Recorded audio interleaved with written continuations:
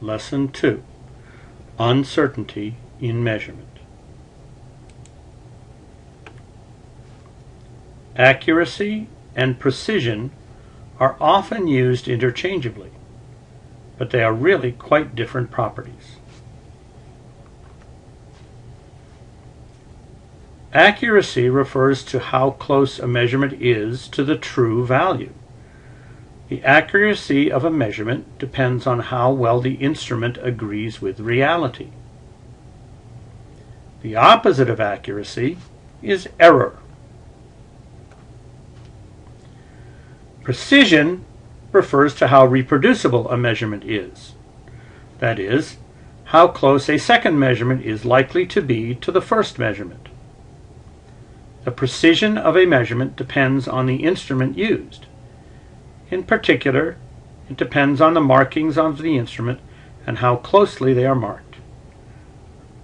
The opposite of precision is uncertainty.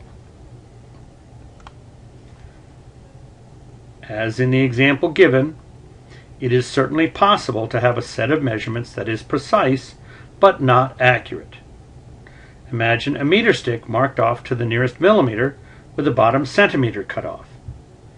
That would measure precisely, but the readings would not be accurate. It is also possible to have a set of measurements that is accurate but not very precise.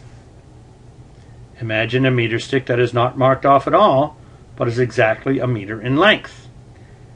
If we try to measure an object less than a meter, we have to estimate. And while that might be accurate, it is not very precise. Ideally, we would like all our measurements to be both accurate and precise.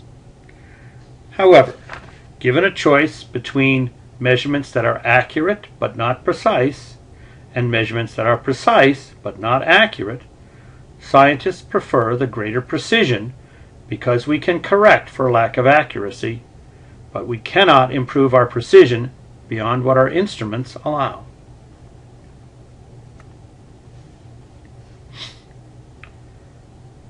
In doing measurements, we are permitted to read all the digits that our instrument has marked and estimate one more digit. This is our uncertain digit, and we are allowed only one uncertain digit in the reported value. If we have digital instruments, like our balances, then the last digit shown is the uncertain digit. When we do calculations with measured quantities, we cannot keep more precision than our instruments allow. In general, this is not a simple matter to determine. However, there is a common simplification that is widely used to make this easier to do. That is what sig figs are for. It turns out that it is the number of sig figs that is related to the precision of a measurement.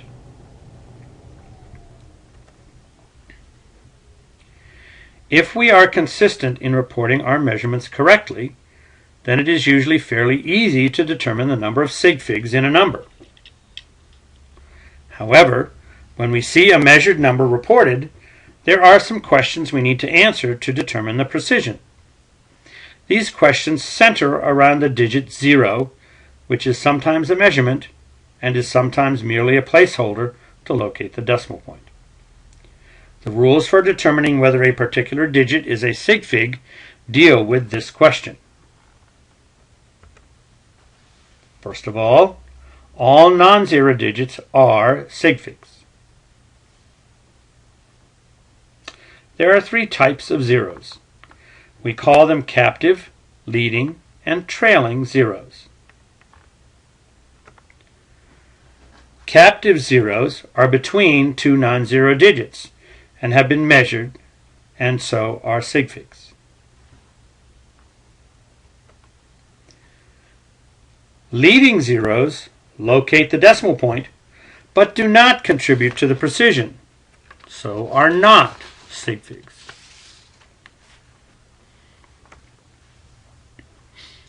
Trailing zeros may locate the decimal point, but may also actually have been measured or estimated, and so might or might not be sig figs.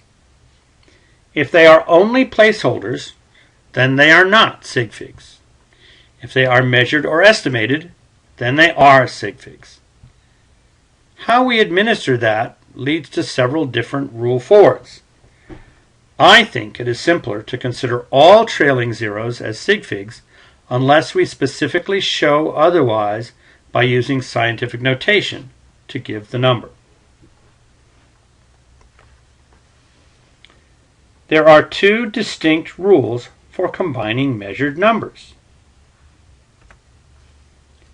When we add and subtract, it is the number of places that determines the uncertain digit.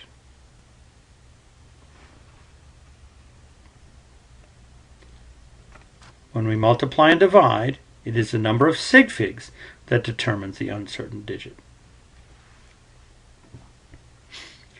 In general, we do not worry about sig figs during a series of calculations, but only at the end when we are expected to give an answer. However, if we change the type of calculation we are doing from addition and subtraction to multiplication and division, and hence change the rule we are using, then we need to apply the rule and round off before continuing the calculation.